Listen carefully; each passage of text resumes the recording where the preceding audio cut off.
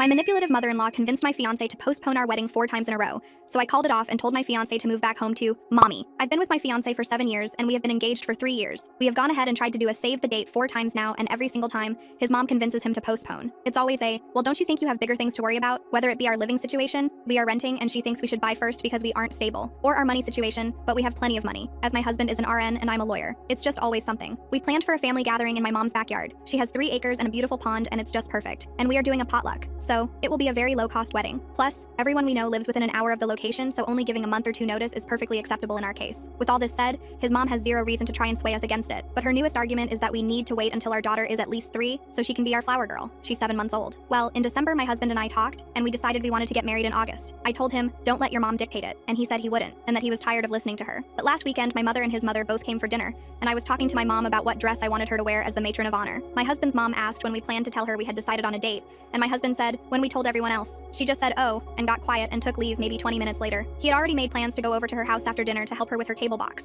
so he left shortly after that to head over to her place while I drank some wine with my mom. When he got back, he was super quiet but said he was just tired and went to bed. But last night he said, at random, my mom kind of has a point. Maybe we should wait until we buy a house so our living situation is a bit more stable. She's not wrong in saying that it should be something we are worried about. I just went silent and didn't comment because I was pissed off. But he kept making comments like, it'll only be a couple of years, 5 at most. I just took my ring off and handed it to him and said I was no longer interested. He immediately started protesting and trying to put the ring back on my finger, and I wouldn't let him. I said I was no longer interested in marrying him, and that maybe he should move back home with mommy, because I knew for a fact that that woman would make up another excuse the second we bought a house. And I was really just so turned off at the thought of marrying him at this point, because I have zero business being with a man who has no backbone and would put our lives on hold in favor of a woman who still wants to scrub his back in the shower. She has not said she wants to scrub his back in the shower, but she often talks about how she had to help him shower for months when he was 16 because he broke his leg, and as the story goes, he told her he didn't want help and she forced it. And it's even weirder that she still talks about it like it was a fond memory to see her 16-year-old naked. He's crying at this point and I'm stupid calm, maybe because I'm over it, and told him I wanted him to leave or I could leave, but those were the only options. He ended up leaving, sobbing the entire time. I do feel bad. I feel gutted. He means everything to me, but I can't do this anymore. His mom has been blowing up my phone with texts, trying to plead her case, and I just texted back and said, no, it's fine. You won. Now you can have your baby boy back full time, and blocked her number. My friends think I'm wildly overreacting.